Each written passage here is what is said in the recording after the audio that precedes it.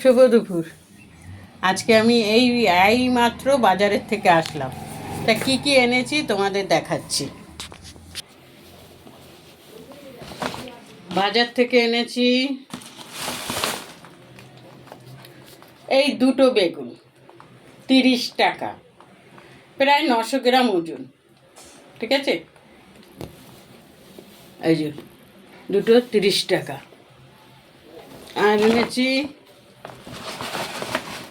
আর আমি যদি বাজে পেয়ারা দেয় না, 3টে পেয়ারা এনেছি। আমি আমি ইচ্ছে করে একটু নরম দেখে এনেছি, 20 টাকা। আমি ডাসা আনিনি। ধনে পাতা 5 টাকা। এই ধনে পাতাগুলো না দেশি, এগুলো দিয়ে টমেটো মাখা খেতে হেভি হেভি লাগে। জানো আমি কত সংসারী হয়েছি, তোমাদের ভাষায় প্রকাশ করতে পারবো না। আমি 100 গ্রাম ভাঙা কাজু বাদাম এনেছি 85 টাকা দিয়ে। ভালো করেছি না বলো? আমার কত বুদ্ধি। আর এনেছি গোবিন্দভোগ চাল, 500 গোবিন্দভোগ চাল, কেননা যখন তখন লাগে। আরেকটা জিনিস এনেছে, খুলজা শুনছি, 1 কিলো কচু। আমাদের কাঁচরাপাড়ায় 1 কিলো কচুর দাম 60 টাকা। হালিশহর থেকে এনেছি 30 টাকা দিয়ে। তবে ওই কাকুটা না দামটা আমার থেকে কম নেয়। ঠিক আছে, কাকু হসপিটালে ভর্তি ছিল, তা আমি তো জানি না,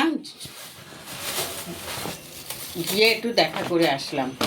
আর 7খানা মৌসম্বি লেবু এনেছে, এই দেখো, 7খানা লেবু নিয়েছে 50 টাকা। এই লেবুগুলো খুব মিষ্টি হবে।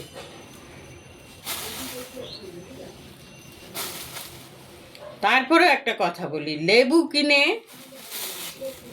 আমি দেখেছি ট্রেন ঢুকছে, তখন আমি লেবু কিনছি।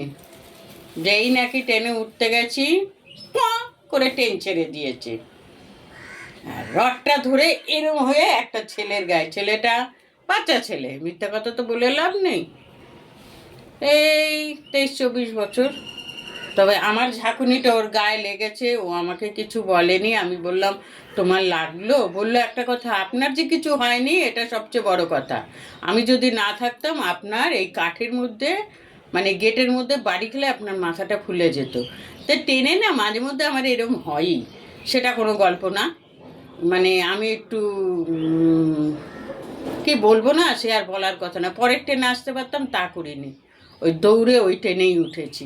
যাই হোক, বাজারগুলো কেমন হয়েছে বলো? তবে একটা কথা বলি, বাজারগুলো আজকে আমার হেভি হেভি হেভি হেভি পছন্দ হয়েছে।